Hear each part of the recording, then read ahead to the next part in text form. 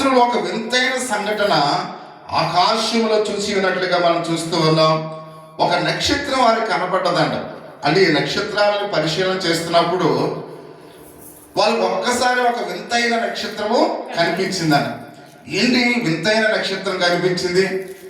అసలు మనము ఇన్ని సంవత్సరాలు దీని మీద పరిశోధన చేస్తున్నాం, కానీ ఎప్పుడు కూడా ఎలాంటి నక్షత్రం కనిపించలేదు.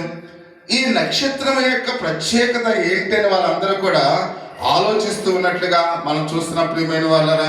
కాబట్టి యోధా దేశంలో పుట్టుకో ఒక గొప్ప రాజు గురించి అది ఉద్భవించింది అని వాళ్ళు ఒక ఆలోచనకి వచ్చినట్లుగా మనం చూస్తూ ఉన్నాం. కాబట్టి వాళ్ళు ఆలోచన చేస్తారు. ఏమైనా ఆలోచన చేస్తున్నారు? ఇది ఒక రాజు, అంటే ఒక గొప్ప రాజు పుట్టినప్పుడే ఒక నక్షత్రము ఉద్భవిస్తుంది. అంటే ఇది ఒక ప్రత్యేకమైన నక్షత్రం కనుక దీని వెనక ఒక మహారాజు పుట్టబోతూ ఉన్నాడు యోధా దేశములో అని ఒక ఆలోచనకు ఆ యొక్క జ్ఞానులు వచ్చినట్లుగా మనం చూస్తూ ఉన్నాం. అంత మాత్రమే కాకుండా ఆయన దేవుని యొక్క ప్రవక్త అనే విషయం వారికి తెలియచినట్లుగా పరిశుద్ధ దేవుని యొక్క లేఖన భాగంలో మనం చూస్తూ ఉన్నాం. అందుకనే దీని ముందు కొన్ని వందల సంవత్సరాల క్రితమే బబులోని యొక్క సామ్రాజ్యంలో చాలా తెలివైన వారు ఉన్నారండి. బబులోని యొక్క సామ్రాజ్యంలో చాలా తెలివైన వారు ఉన్నారు. అంటే అప్పటికే యెరూషలేము నుండి యోధా ప్రజల నుంచి కొంతమంది యవనస్తులను ఏం చేశారు? బబులోని వారు సెరకు తీసుకెళ్ళిపోయారు. ఆ సెరకు తీసుకెళ్ళిపోయిన వారిలో మనకి నలుగురు మనకు బాగా తెలుసు. ఎవరు వాళ్ళు? దానియేలు, షడ్రకు, మేషకు, అబేద్నెగో. కాబట్టి వీళ్ళలో బాగా జ్ఞానవంతుడు ఎవరు? దానియేలు. కాబట్టి దానియేలు ఆ బబులోని యొక్క సామ్రాజ్యంలోనే చాలా తెలివైన వాడు. అంటే జ్ఞానులందరికన్నా అతడు ప్రధానమైన జ్ఞానిగా అక్కడ నియమించబడినట్లుగా మనం చూస్తూ ఉన్నాం. అంటే బబులోని యొక్క సామ్రాజ్యంలో చాలా మంది తెలివైన వాళ్ళు ఉన్నారు. ఆ తెలివైన అందరికీ ఇతడు ఎవరో ఒక నాయకుడిగా పనిచేస్తూ ఉన్నాడు. అంటే ఈ యొక్క బబులోని యొక్క సామ్రాజ్యం నుండి వీళ్ళందరూ కూడా ఈ జ్ఞానులు యెరూషలేము వెళ్ళారు. అంటే వీళ్ళకి ఆ యొక్క మామూలుగా దానియేలన్నా చెప్పి ఉండాలి, లేక దానియేలు రాసిన గ్రంథాల్లో ఎలాంటి నక్షత్రం పుడితే ఒక మహారాజు పుడతాడని వాళ్ళు ఎరిగి ఉండాలి. కాబట్టి ఈ విషయాలు వాళ్ళు బాగా జ్ఞానంతో వారు ఆలోచించి, కాబట్టి ఇప్పుడు వీళ్ళు ఎక్కడికి బయలుదేరారు? యెరూషలేముకు బయలుదేరినట్లుగా పరిశుద్ధ గ్రంథంలో అయితే మనం చూస్తూ ఉన్నాం. అంటే ఆ బబులోని యొక్క సామ్రాజ్యంలో అనేక మంది జ్ఞానులు ఉన్నారు అనే విషయాన్ని మనం చూస్తూ ఉన్నాం. చూడండి, ఇక్కడ మనం గమనించినట్లయితే ప్రపంచ దేశాల్లో ఉన్న డాక్టర్ల కన్నా ఏ దేశంలో ఉన్న డాక్టర్లు బాగా తెలివైన వారంట? భారతదేశంలో ఉన్నవారంట. మీకు అర్థమవుతుందా? అంటే ప్రపంచ దేశాల్లో ఉన్న డాక్టర్లు అందరికన్నా భారతదేశంలో ఉన్న డాక్టర్లే తెలివైన వారంట. అందుకని అమెరికన్స్ లో ఎక్కువ ఇండియన్ డాక్టర్లతోనే వాళ్ళు వైద్యం చేయించుకుంటారు. కాబట్టి అమెరికన్స్ ఆ యొక్క ఫారినర్స్ తో ఎవరు కూడా వాళ్ళు వైద్యం చేయించుకోరు. అంటే ఇండియాలో ఉన్న డాక్టర్లు అంత నైపుణ్యత కలిగిన వారు, అంత తెలివైన వారు. కాబట్టి వీళ్ళు మన దేశానికి సేవ చేయకుండా మన దేశంలో వీళ్ళు చదువుకుని మన దేశంలో పుట్టి వీళ్ళు ఎక్కడ చేస్తున్నారు? అనేకమైన విదేశాల్లో వారు చేస్తూ ఉన్నారు. అంటే ఒకసారి అక్కడ మనం గమనించినట్లయితే మనం చాలా మంది ఇప్పుడు అనుకుంటారు, ఒక కార్డు మనం 300 పెట్టి కార్డు కొంటే అయ్యో ఈ హాస్పిటల్లో 300 తీసుకుంటున్నారు కార్డు అనుకుంటారు. కానీ అమెరికాలో కొన్ని నెలల క్రితమే ఆ డాక్టర్ దగ్గర నుంచి అపాయింట్మెంట్ తీసుకోవాలి. తీసుకున్న తర్వాత కార్డుకి కాదు, ఆ డాక్టర్ గారు ఎంతసేపు అయితే ఆ పేషెంట్తో మాట్లాడుతూ ఉన్నాడో ఆ సమయాన్ని అంతటికి కూడా వాళ్ళు డబ్బులు ఇవ్వాలి. మీకు అర్థమవుతుందా? అంటే ఇప్పుడు మన కార్డు రాయించామనుకోండి, అదే మూర్తి గారు అనుకోండి మనతో అరగంట మాట్లాడతాడే. కాబట్టి అక్కడ అరగంట ఒక డాక్టర్ మాట్లాడాలనుకోండి ఆ మామూలుగా ఎన్నో వేల రూపాయలు అయిపోతాయి.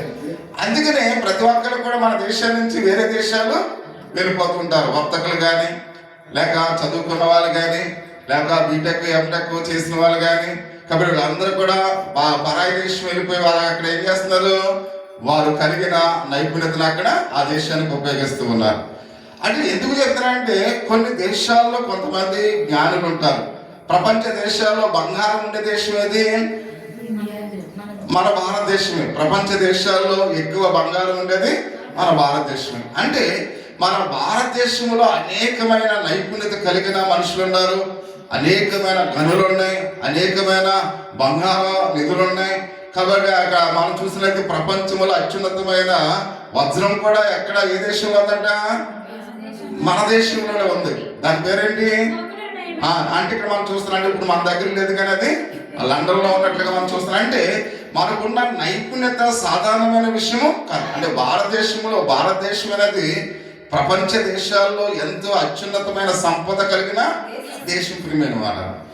అలాగనే బబులోనిక సామ్రాజ్యం కూడా చాలా తెలివైన వారు ఉండేవారు అక్కడ. ఆ తెలివైన వారిలో జ్ఞానులుగా ఉన్న వీరు ప్రభు అయిన యేసుక్రీస్తు వారిని చూడడానికి యెరూషలేము వస్తూ ఉన్నారు అనే విషయానికి మనం చూస్తూ ఉన్నాం. అంటే దేవుని ప్రవక్తల ద్వారా ఈ విషయాన్ని వారు తెలిసి ఉండే అవకాశం కూడా ఉంది. అంటే దేవుని ప్రవక్తగా ఆనాడు దానియేలు ఉన్నాడు, దేవుని యొక్క జ్ఞానిగా ఆయన పనిచేశాడు అనే విషయానికి మనం చూస్తూ ఉన్నాం. కానీ ఇక్కడ వీళ్ళు ఏ విషయంలో అయితే ఆలోచన చేస్తూ ఉన్నారో ఈ అన్ని విషయాలు కూడా వాళ్ళు తెలుసుకోవడానికి ఆ ప్రవక్తల ద్వారా మాట్లాడిన మాటలు కూడా దానియేలు అంత మాత్రమే కాకుండా బబులోను యొక్క సామ్రాజ్యంలో అతను ఎంతో పేరు ప్రఖ్యాతులు కాంచిన వాడిగా ఉన్నాడు కనుక జ్ఞానుల యొక్క సలహా కూడా కొన్ని విషయాలు మనం ఏం చేయాలి?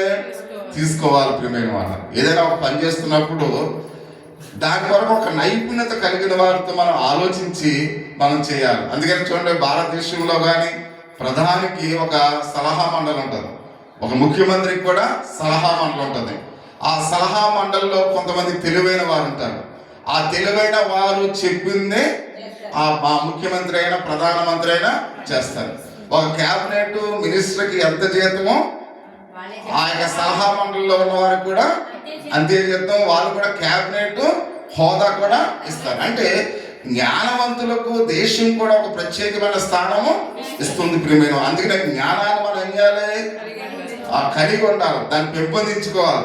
కాబట్టి అది పదవులతో సంబంధం లేదు. జ్ఞానవంతులు ప్రపంచంలోనే అత్యున్నతమైన స్థితిలో ఉంటారు ప్రియమైన వాళ్ళు. కాబట్టి అందుకనే ఈ యొక్క దానియేలు యొక్క మాటలు కూడా అనేటి జ్ఞానులు కూడా విన్నారు, ప్రవక్తల యొక్క మాటలు విన్నారు అనే విషయానికి మనం చూస్తూ ఉన్నాం. అందుకనే దానియేలు గ్రంథము 2వ అధ్యాయము 48వ వచనంలో ఒక మాట మనం చూస్తూ ఉన్నాం. దానియేలు 2వ అధ్యాయము 48వ వచనాన్ని ఒకసారి చూద్దాం. దానియేలు గ్రంథము 2వ అధ్యాయము 48వ వచనం. అప్పుడు రాజు దానియేలును బహుగా హెచ్చించి అనేక గొప్ప దానములు ఇచ్చి అతనిని బబులోను సంస్థానం అంతటి మీద అధిపతిగాను బబులోను జ్ఞానులందరిలో ప్రధానిగాను నియమించారు. అంటే చూడండి, ఒక శరక తీసుకొచ్చారు దానియేలుని. అతడే ఆ దేశస్థుడు కాదు. ఆ దేశస్థుడు కాకపోయినా చెరకు వచ్చిన వారిలో, అంటే బానిసగా వచ్చిన వాళ్ళలో దానియేలు తెలివైన వాడు కనుక, కాబట్టి దానియేలుని ఏం చేశాడు? ప్రధానిగా చేశాడు. ఎవరికి ప్రధానిగా? ప్రజలకు కాదు. ఎవరికి ప్రధాని అంటే ఎవరికి? జ్ఞానులలో ఉన్న వారందరికి. అంటే జ్ఞానవంతులుగా ఉన్న వారందరిలో కూడా అతడు ప్రధాని. అంటే ఎంత జ్ఞానవంతుడు ఒకసారి గమనించాను. అంటే ఎంత నైపుణ్యత కలిగిన వాడుగా దానియేలు ఉన్నాడు ఒకసారి ఆలోచించాను.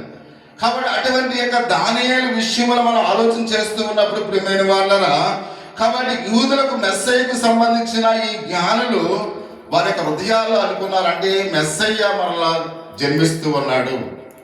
కాబట్టి అక్కడున్న ప్రవక్తల యొక్క మాట విని, అక్కడున్న నక్షత్రాన్ని చూసి అక్కడున్న జ్ఞానులు ఏమనుకున్నారంటే మెస్సయ్య మరలా జన్మిస్తూ ఉన్నాడు అని ఒక ఆలోచన కలిగి ఉన్నట్లుగా మనం చూస్తూ ఉన్నాం. అందుకనే 2వ వచనంలో మనం చూసినట్లయితే యూదులకు రాజుగా పుట్టినవాడు ఎక్కడ ఉన్నాడు?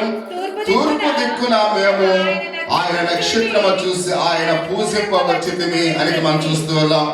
కాబట్టి జ్ఞానులు ఎంత సుదీర్ఘ ప్రయాణం ఎందుకు చేస్తారంటే ప్రియమైన వాళ్ళ, జన్మించినది ఏదో సాధారణమైన వ్యక్తి కాదు, ఆయన రాజై ఉన్నాడు. కాబట్టి ఆ రాజును మనం ఆరాధించాలి. కాబట్టి ఆరాధించాలంటే అది ఎంత దూరమైనప్పుడు కూడా మనము వెళ్ళాలి. అందుకనే జ్ఞానము ఎంతో ప్రసిద్ధి చెందిన వాళ్ళు. కాబట్టి దేవుని యొక్క ప్రత్యేకతను వాళ్ళు గ్రహించారు. ప్రియమైన వాళ్ళు, దేవుని యొక్క ప్రత్యేకతను వాళ్ళు గ్రహించి ఇప్పుడు మనం మెస్సయ్యని ఏం చేయాలి? ఆరాధించాలి.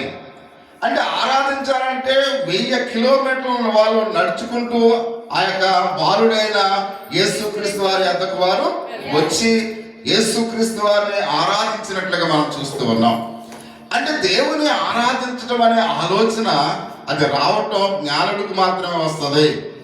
బుద్ధిహీనులకు దేవుని ఆరాధించాలనే ఆలోచన రాదు. ప్రియమైన వాళ్ళ, ఎందుకంటే బుద్ధిహీనులు దేవుడు లేరని వారు తమ హృదయాల్లో అనుకుంటారంట. జ్ఞానులు ఏమనుకుంటారంట? యేసుక్రీస్తు వారిని అంగీకరిస్తారంట. అంటే యేసుక్రీస్తు వారిని ఆరాధించడం సాధారణమైన విషయం కాదు. అసలు మానవులుగా మనకు అటువంటి అర్హత లేదు. ప్రియమైన వాళ్ళ, కాబట్టి యేసుక్రీస్తు వారిని కెరూబులు షెరూపులు మాత్రమే దేవుని ఆరాధించారు. మనం ఎందుకు పనికిరాము.